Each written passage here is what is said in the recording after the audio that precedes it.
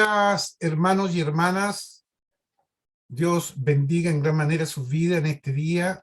Hoy día estamos a domingo 3 de abril. Iniciamos el mes de abril. Y qué mejor hacerlo estudiando la palabra del Señor.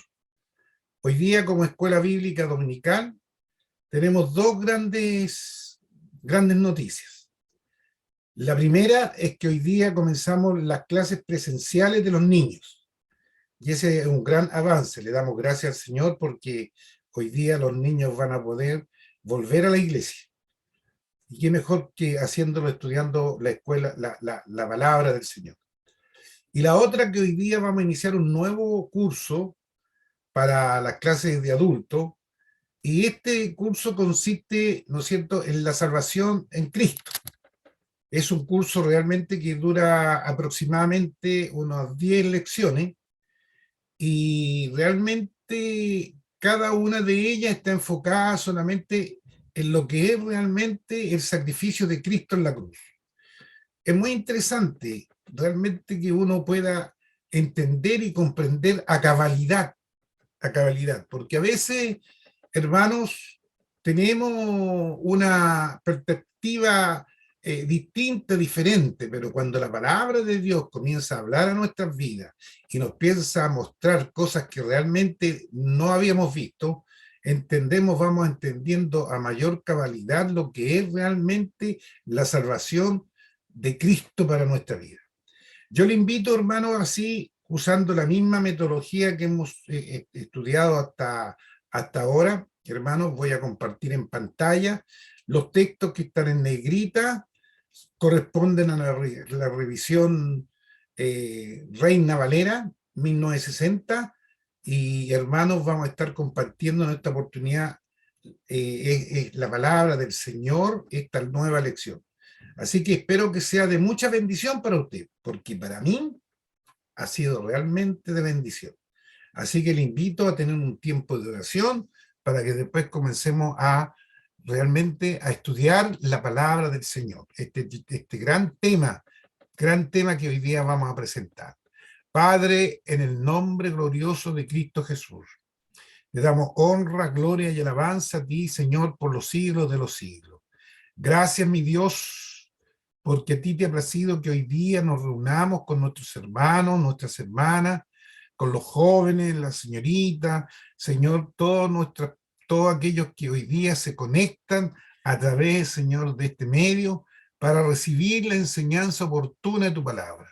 Señor, nada hacemos por contienda ni por disensión. Nos motiva solamente, oh Dios, entregar la enseñanza pura y santa de tu palabra, Señor amado. Bendice en gran manera cada hermano, cada hermana, cada persona que se conecte a través de este medio, cualquiera que sea, Señor. Así también úsame con tu poder, con tu autoridad, Señor, para poder, oh Dios, compartir esta enseñanza, Señor. Señor mío, me declaro incompetente, solamente el Espíritu Santo es el único Dios que puede entregar, puede ser la vía de conexión, oh Dios, para que esta palabra llegue pura a los corazones. Gracias te damos, Señor, en el nombre glorioso de Cristo Jesús. Amén y amén. Bien, voy a compartir pantalla, hermanos, en esta hora. Y ahí está la clase, hermano. El curso se llama La Salvación en Cristo. Ese es el curso que vamos a estar viendo durante 10 clases. La unidad 1, que es la que vamos a empezar hoy día, lleva título Lo que Dios demanda. Y la lección 1, que es la que vamos a ver hoy día, tiene título Se prepara la salvación del hombre. Entonces aquí vamos a ver todos los aspectos de la preparación para la salvación del hombre. El primer acápite que vamos a ver se llama La salvación se deriva de la gracia de Dios. Cuando consideramos la salvación, comenzamos con una verdad básica, que un Dios soberano, lleno de amor, sin ninguna razón aparente, decidió mostrar su bondad hacia personas que no la merecían. al perdonar sus pecados. Este acto de perdón constituye una expresión de la gracia de Dios. Se cuenta la historia de un niño huérfano, flaco y desnutrido, que asistía a una escuela de una sola aula grande, en un pueblecito. Se les pedía a los niños que dejaran sus almuerzos y abrigos a la entrada, para que los pudieran recoger a la hora de la comida. Cierto día, faltaba uno de los almuerzos. El maestro, muy enojado, preguntó: ¿quién tomó el almuerzo?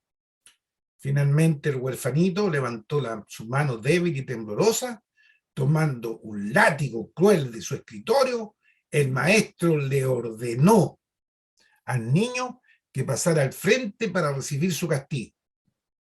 Al estar él al frente, con el reconocimiento de su culpa, solitario, llorando en silencio, con su rostro inclinado y temblando todo su cuerpo, comenzó a oírse un leve rumor entre todos los niños.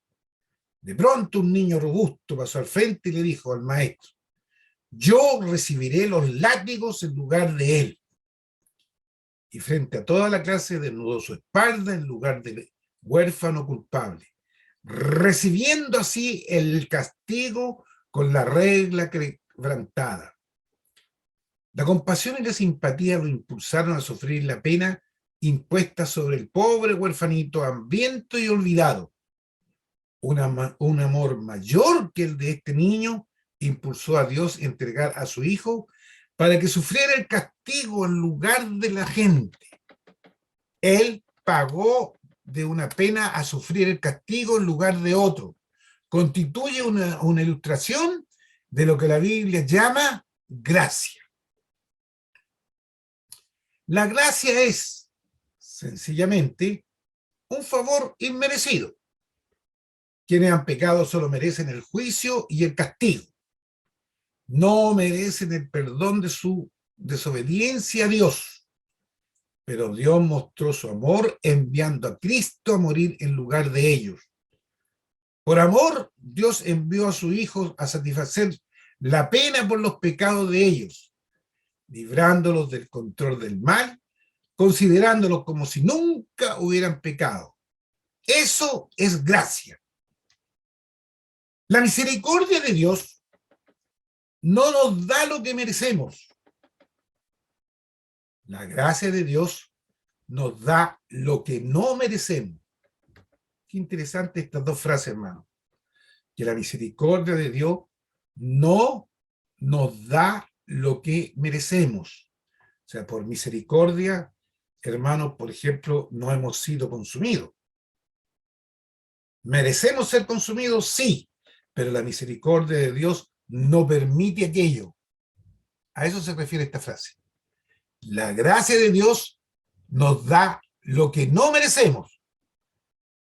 No merecemos ser salvos, pero sin embargo somos salvos por la gracia de Dios. La gracia no significa que Dios nos excusa de pecado. La palabra de Dios dice en Romanos 6:23, porque la paga del pecado es muerte, mas la dádiva de Dios es vida eterna en Cristo Jesús, Señor nuestro. Dádiva significa regalo. Entonces, más el regalo de Dios es vida eterna en Cristo Jesús, Señor nuestro. Ni Dios puede hacer a un lado su actitud recta, ni su juicio contra el pecado. Sin embargo, el sacrificio de Cristo en el Calvario satisfizo totalmente la justicia de Dios. De esa manera quedó satisfecha la pena por quebrantar su ley. La gracia no pasa por alto el pecado, más bien lo remueve. La gracia entonces se origina o nace en Dios. Él es la fuente de la gracia. Procede de Él en abundancia ilimitada y a través de su favor se extiende a todo ser humano. Veamos las clases de gracia.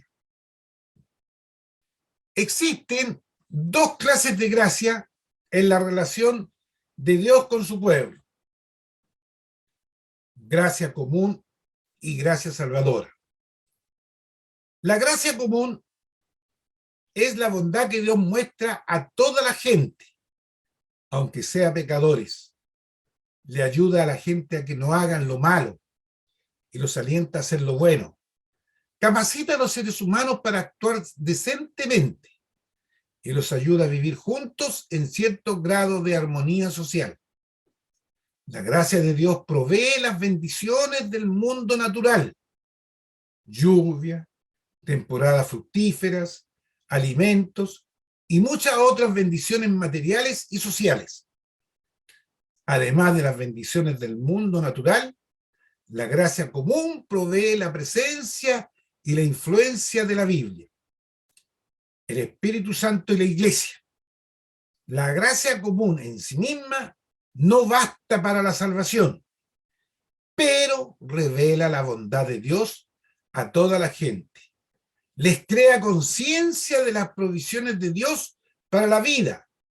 Produce un clima favorable para una mayor revelación futura. E indudablemente los prepara para la salvación. La gracia común le da al pecador la capacidad de reaccionar favorablemente a Dios. A través de la gracia, Dios hace posible que toda la gente pueda alcanzar salvación.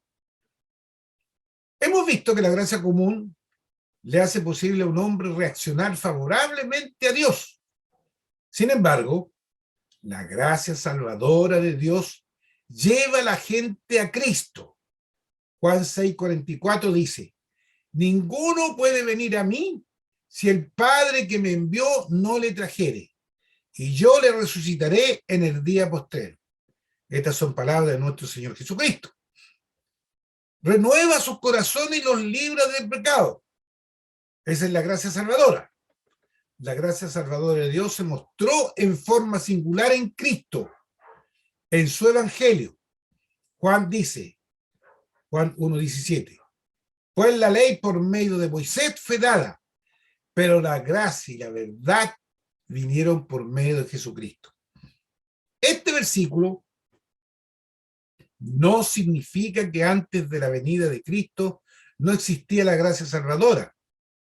Todos los santos del Antiguo Testamento fueron salvos, es decir, fueron aceptos delante de Dios, sobre la base de su fe en las provisiones de Dios, que incluye la obediencia a sus mandamientos. Sencillamente, Juan quiere decir que Cristo constituye la revelación plena de la gracia salvadora y que desde su venida, solo a través de él, puede recibirse esa gracia salvadora. La gracia en la Biblia. La palabra traducida por gracia se usa 166 veces en la Biblia. Se menciona 38 veces en el Antiguo Testamento y 128 en el Nuevo Testamento. Casi siempre la gracia se relaciona con Dios, puesto que por naturaleza Él es un Dios de gracia. Jonás 4:2 dice la palabra: y oró a Jehová y dijo: ahora, oh Jehová, ¿no es esto lo que yo decía estando aún en mi tierra? Por eso me apresuré a huir a Tarsis, porque sabía yo que tú eres Dios clemente y piadoso, tardo en enojarte y de grande misericordia, y que te arrepientes del mal. Recordemos que Jonás desobedeció al mandato de Dios y realmente a consecuencia de eso tuvo que sufrir, hermanos, una situación bastante compleja. Pero Dios permitió, ¿no es cierto?, que él pudiera cumplir el mandato que le había mandado, y solamente por su gracia. Dios expresó su gracia, número 1, dando cosas buenas a toda la gente. Mateo 5:45 dice: para que seáis hijos de vuestro Padre que está en los cielos, que hace salir su sol sobre malos y buenos, y que hace llover sobre justos e injustos. 2, deseando que todas las personas sean salvos. Segunda de Pedro 3:9.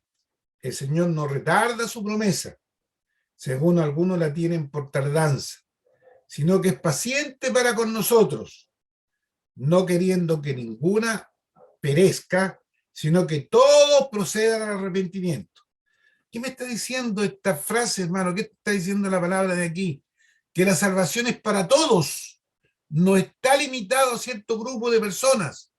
Solamente, hermanos, tiene que arrepentirse. Entonces, pero realmente está abierta para todo.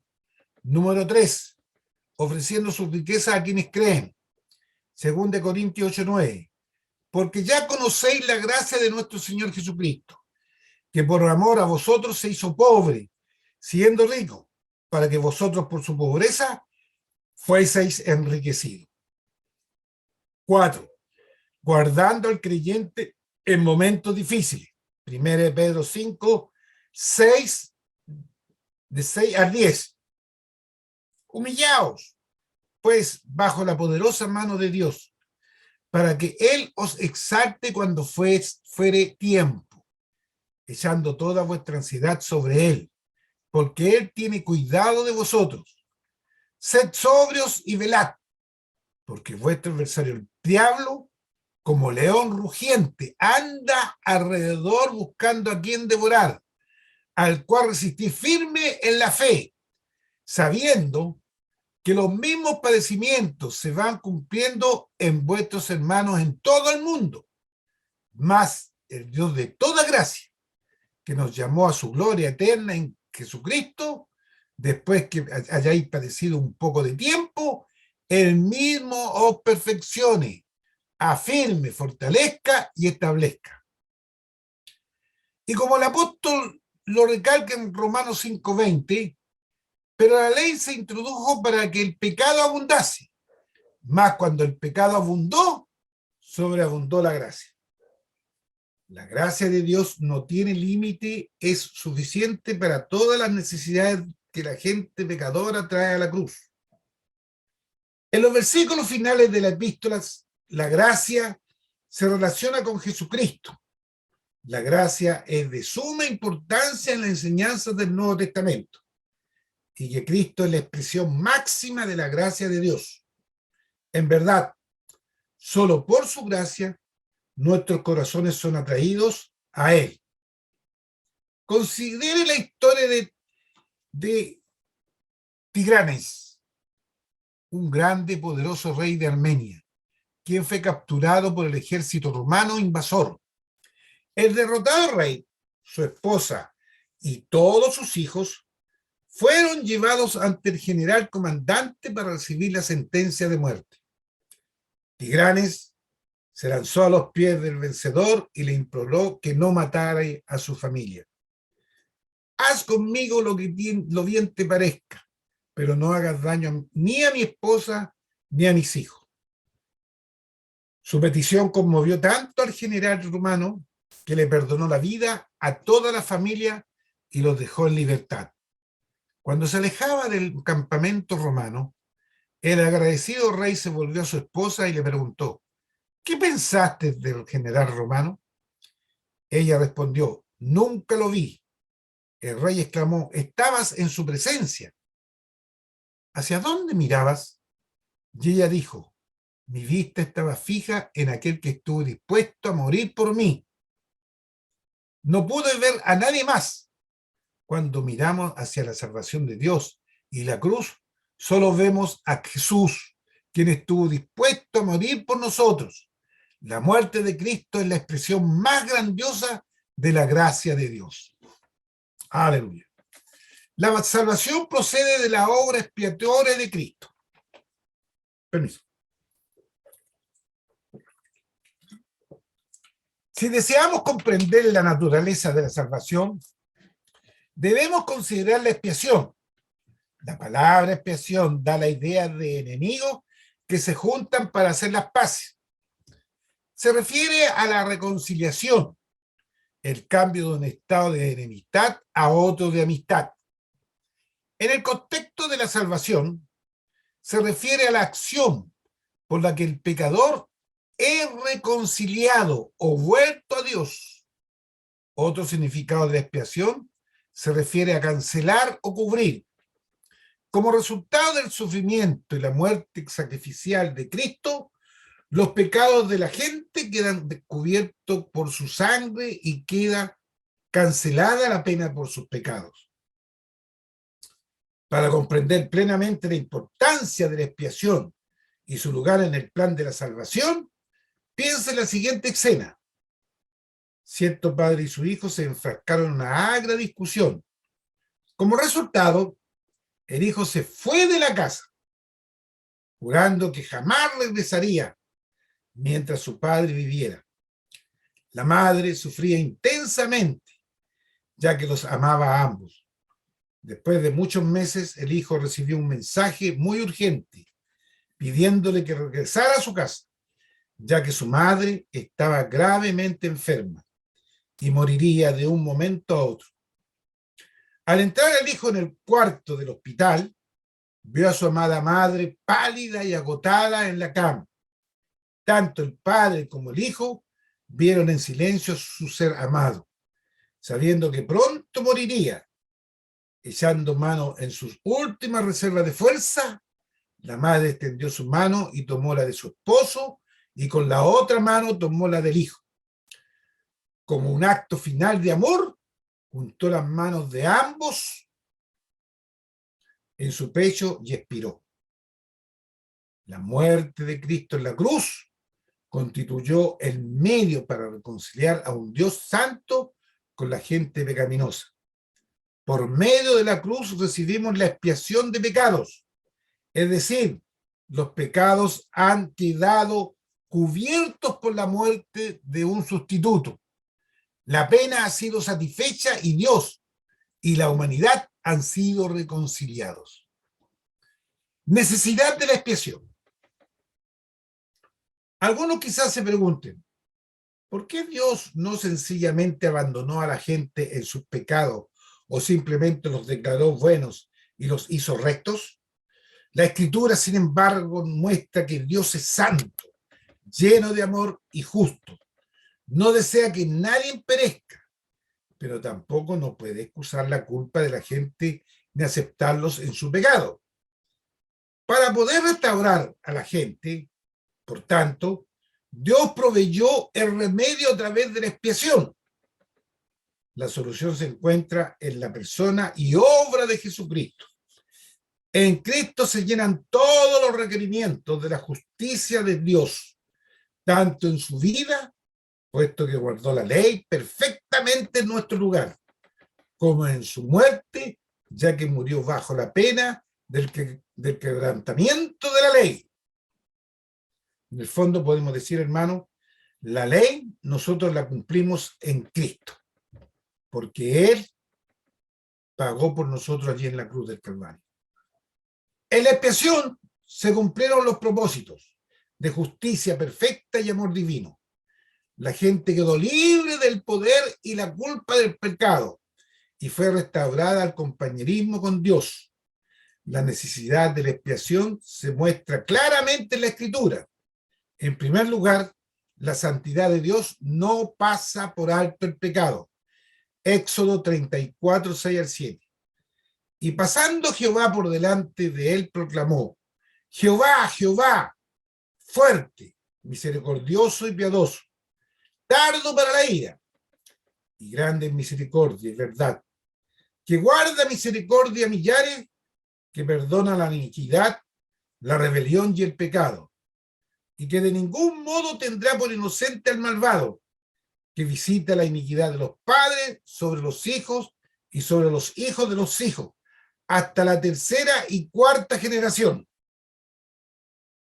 Romanos 3, 25, 26 agrega: a quien Dios puso como propiciación por medio de la fe en su sangre, para manifestar su justicia, a causa de haber pasado por alto en su paciencia los pecados pasados, con la mira de manifestar en este tiempo su justicia, a fin de que Él sea el justo y el que justifica al que es de la fe de Jesús.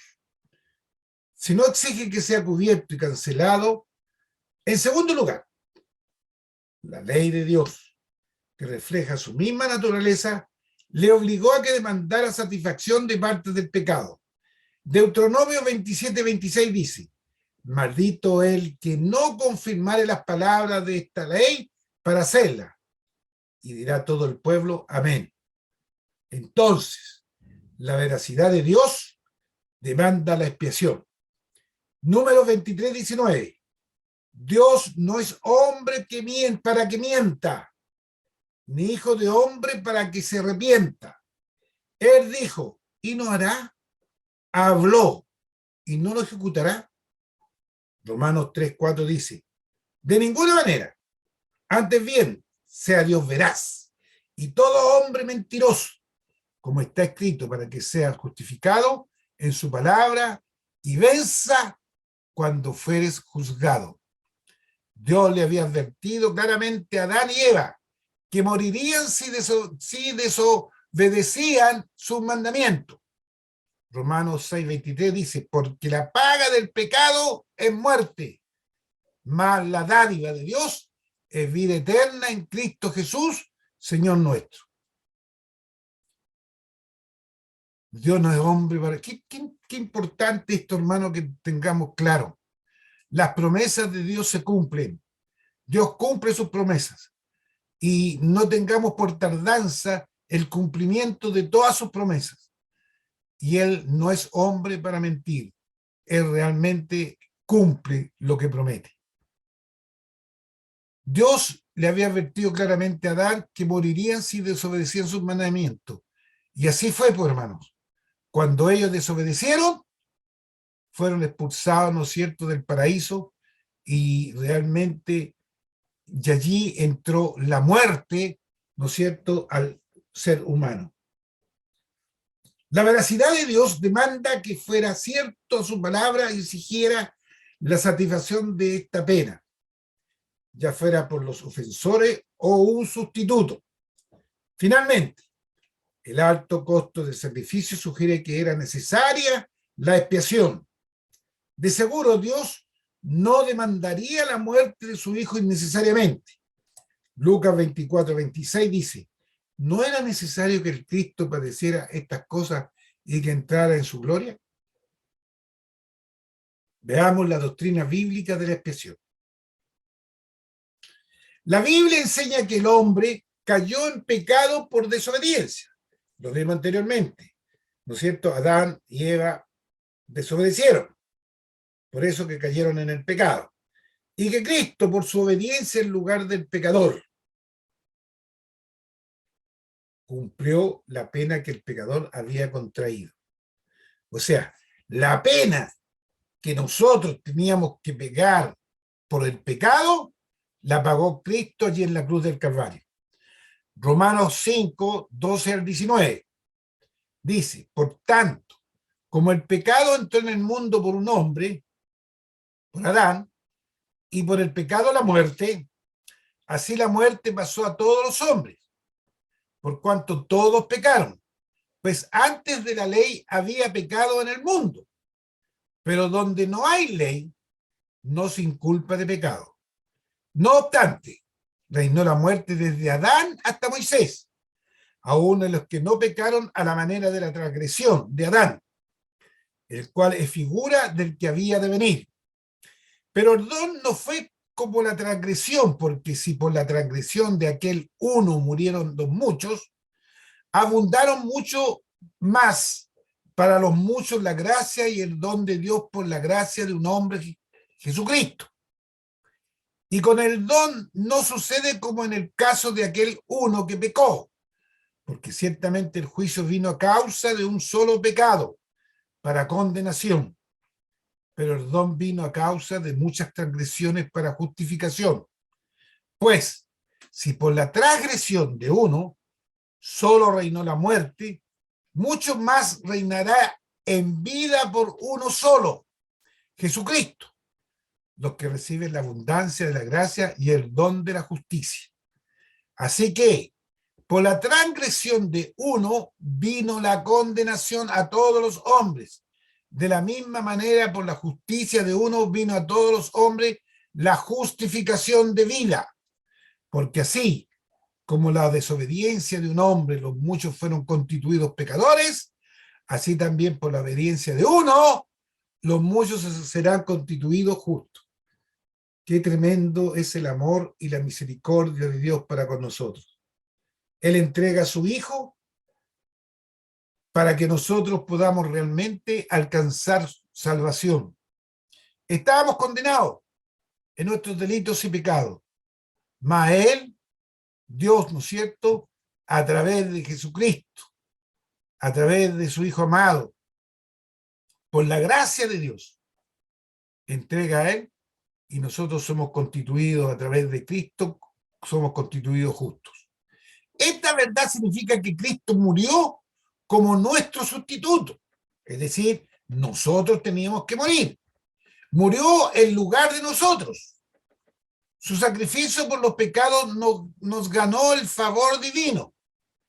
Este acto de cumplir la pena por nuestros pecados y morir como nuestro sustituto se conoce como la sustitución penal. La sustitución penal de Cristo es un concepto básico de la enseñanza bíblica de la expiación.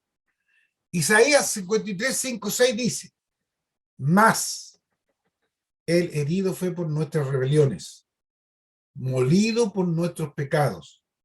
El castigo de nuestra paz fue sobre él, y por su llaga fuimos nosotros curados. Todos nosotros nos descarriamos como ovejas, cada cual se apartó por su camino, mas Jehová cargó en él el pecado de todos nosotros. Estos versículos, así como en Isaías 53, 4, enseñan claramente la expiación por sustitución. Jesús dijo respecto de sí mismo, Marcos 10, 45, porque el Hijo del Hombre no vino para ser servido, sino para servir y dar su vida en rescate de muchos. En Gálatas 3:13, Cristo nos redimió de la maldición de la ley, hecho por nosotros maldición, porque está escrito, maldito todo el que es colgado en un madero. Estas palabras solo pueden interpretarse en el sentido de que Cristo, que fue sin pecado, tomó sobre sí la pena que los pecadores deberían haber sufrido justamente. O sea, la pena que nosotros debíamos haber sufrido justamente la tomó nuestro Señor Jesucristo por nosotros en la cruz del Calvario. Ese aspecto lo tenemos que tener claro los hijos de Dios, los que hemos sido, ¿no es cierto?, redimidos por la sangre del Cordero. Aspectos de la expiación. Cuando hablamos de aspectos de la expiación, sencillamente reconocemos que ningún término puede incluir y explicar toda la grandeza de la expiación. Los siguientes términos pueden ayudarnos a comprender la obra salvadora de Cristo plenamente. La obediencia.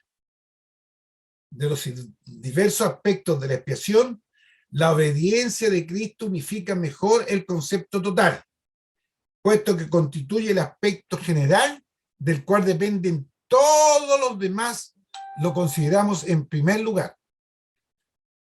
Al proveernos salvación, Cristo se convirtió en nuestro sacrificio obediente. No reclamó su condición de igualdad con el Padre, a la cual tenía pleno derecho, sino que voluntariamente tomó la forma de siervo. Por ello le fue necesario que temporalmente se limitara a nuestra humanidad. Juan describió lo mismo al decir, ya que el verbo fue hecho carne y habitó entre nosotros. Juan 1:14. Como hombre. Lucas recordó que durante su juventud Jesús fue obediente a sus padres. Lucas 2:51. Y Jesús mismo testificó que su misión en la tierra consistió en hacer la voluntad de Dios fielmente. Juan 6:38. Como hijo del hombre, Cristo obedeció las demandas de la ley, guardó la ley civil como judío y también observó la ley ceremonial, guardó también la ley moral, temió a Dios y guardó sus mandamientos. Además, se sometió a todas las penas que resultaron de la desobediencia del hombre a la ley de Dios. Además del aspecto general de la expiación, la obediencia, otros 4 términos específicos describen lo que Dios hizo en la muerte de Cristo: sacrificio, propiciación, reconciliación y redención. Cada uno describe la provisión de Dios que suple una necesidad específica del hombre pecador. Estas palabras son de importancia especial porque se usan en el Nuevo Testamento. Sacrificio. Este término tan amplio incluye todo lo que Cristo hizo para proveernos salvación. Su sacrificio cubre los pecados del hombre. Se aplica directamente a la necesidad creada por nuestra culpa. Pablo nos dice que en Efesios 5:2, Cristo nos amó y se entregó a sí mismo por nosotros, ofrenda y sacrificio a Dios en olor fragante. No hay término más claro en el Nuevo Testamento que describa mejor la muerte de Cristo, como los que se relacionan con sacrificio. Cuando la Escritura describen a Jesús como el Cordero de Dios, cuando dicen que su sangre limpia de todo pecado y enseñan que murió por nuestros pecados, vemos claramente que la muerte de Jesús fue en realidad un sacrificio por el pecado. Dios hizo de Jesús el sacrificio por el pecado, pagó la deuda que nosotros no podíamos pagar y eliminó, borró el pasado que nosotros no podíamos borrar.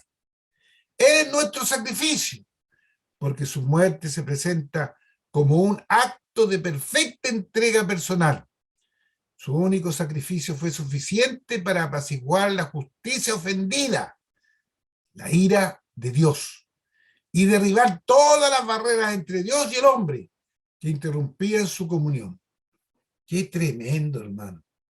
Por eso, todos los días de nuestra vida debemos darle gracias a Dios por su sacrificio y en la cruz del Calvario por nosotros.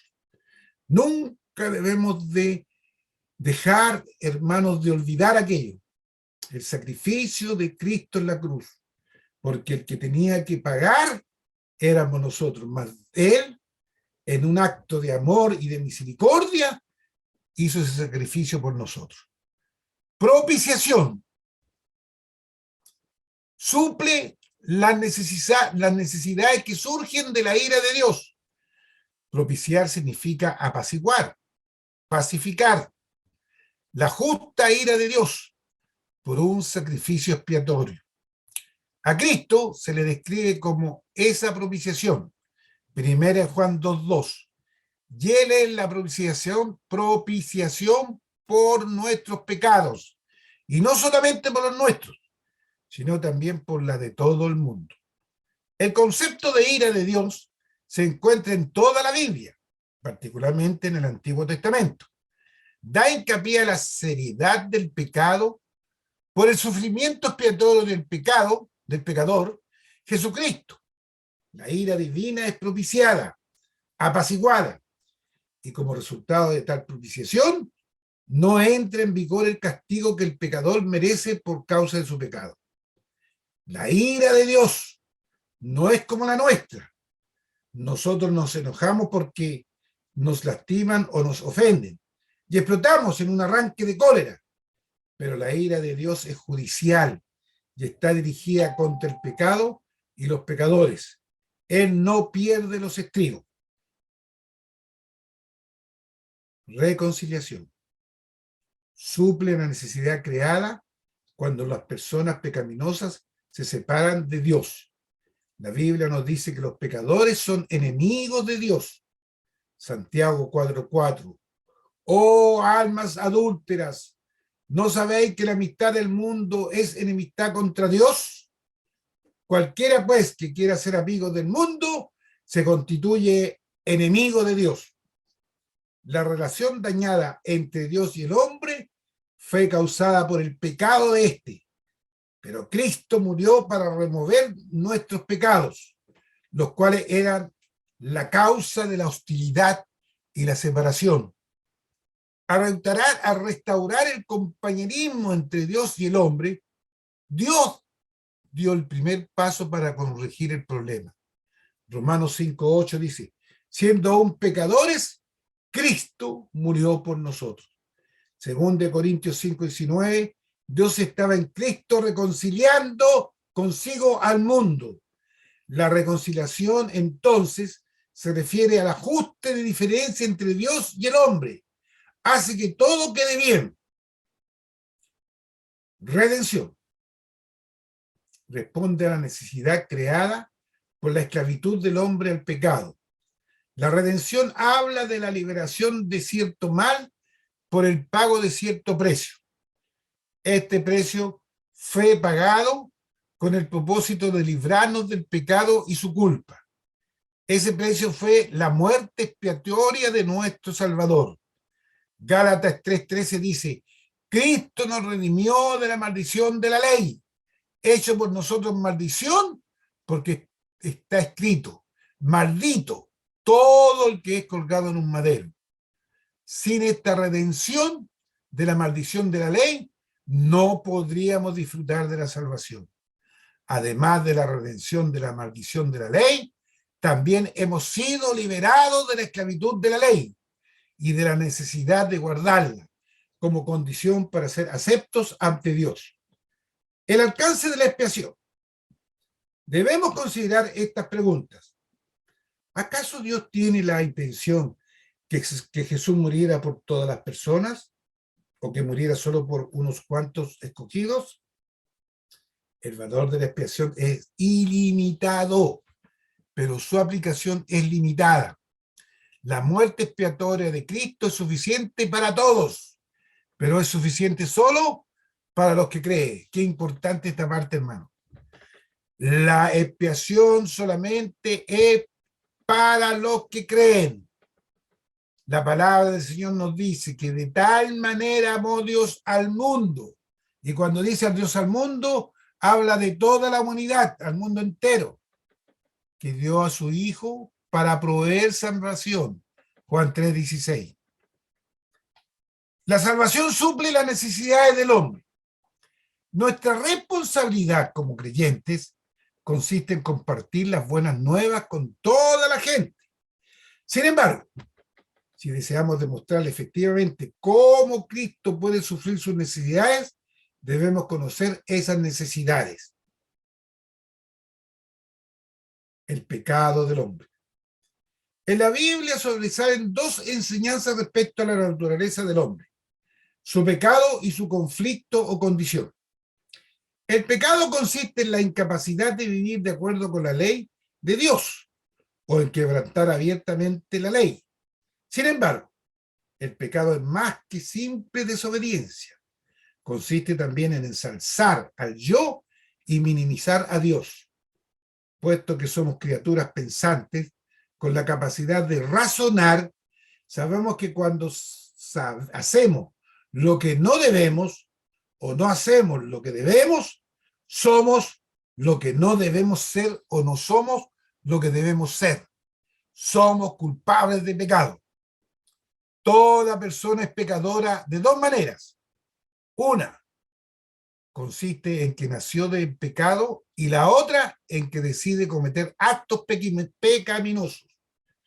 El pecado de Adán ha sido transmitido a toda persona porque fue la cabeza representativa de toda la raza humana. Romanos 5:12. Por tanto, cuando Adán cayó, la raza humana también cayó. Y toda la gente heredó una naturaleza pecaminosa, la cual produce actitudes de terquedad y rebelión hacia la ley de Dios. Además, las personas son responsables de sus propios actos pecaminosos. Gálatas 5:19-21. El conflicto del hombre. Como resultado de su pecado, la gente está separada de Dios y de sus semejantes, debido a la naturaleza pecaminosa que resultó de la caída. Las personas son totalmente malas. Cada elemento de su naturaleza ha sido afectado. Su intelecto, emociones y voluntad. Por esa razón son totalmente incapaces de salvarse a ellas mismas. Sus mentes se han entenebrecido por el pecado de manera que no pueden comprender las cosas espirituales. Para ellas, las cosas espirituales son locuras. Y puesto que carecen de visión espiritual, no pueden comprender las cosas de Dios. Las mentes naturales no pueden comprender estas verdades. Necesitan información, la cual solo puede obtener por la obra del Espíritu Santo. La obra de Dios solamente son cosas espirituales, por lo tanto, hermano, el único que nos puede dar a entender las cosas de Dios es el Espíritu Santo en nuestra vida. Es hermoso saber que la voluntad de la gente está libre para volverse a Dios, arrepentirse y creer. Esta es la enseñanza de la Escritura. El arrepentimiento y creer el sacrificio de Cristo en la cruz del Calvario. Con la ayuda de Dios, la gente puede desear y actuar de acuerdo con el buen propósito divino, arrepentirse de sus pecados, creer en Jesús y aceptar su salvación. Filipenses 2, 12, 13 dice la palabra: por tanto, amados míos, como siempre habéis obedecido, no como en mi presencia solamente, sino mucho más ahora en mi ausencia, ocupados de vuestra salvación con temor y temblor, porque Dios es el que en vosotros produce así el querer como el hacer por su buena voluntad. La salvación por medio de Cristo es la única solución para el pecado de la gente. Aleluya. Qué interesante esta lección, hermano. Dios a usted le bendiga en gran manera y espero que en este día, hermano, Dios haya hablado a su vida y usted haya entendido, hermano, esta lección tan maravillosa. Realmente los pasos, ¿no es cierto?, de la salvación. Vamos a orar y darle gracias al Señor. Padre, te damos gracias por esta maravillosa lección que hemos tenido en este día, en esta mañana. Te ruego una bendición especial por cada una de las vidas, Señor, que ha recibido este mensaje. Bendicen grandemente sus vidas. Ayúdale a comprender lo que tú, a través de esta enseñanza, tienes para cada uno de nosotros. Bendice en gran manera cada hogar representado, cada uno de los hermanos que se ha conectado a través de este medio. Glorifícate ampliamente en el nombre glorioso de Cristo Jesús.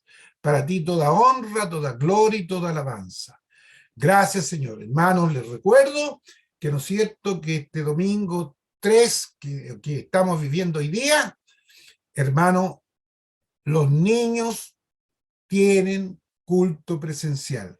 Qué importante que usted pueda llevar a sus hijos, ¿no es cierto?, a sus nietos, a sus sobrinos, a este culto presencial. Desde las 10:45, hermano, hasta las 12 en la clase. Por lo tanto, después hermano, pueden volver, ¿no es cierto?, a la iglesia. Dios le bendiga en gran manera. El Señor Jesús le ama. Dios le ama. Gracias, hermano. Amén y amén.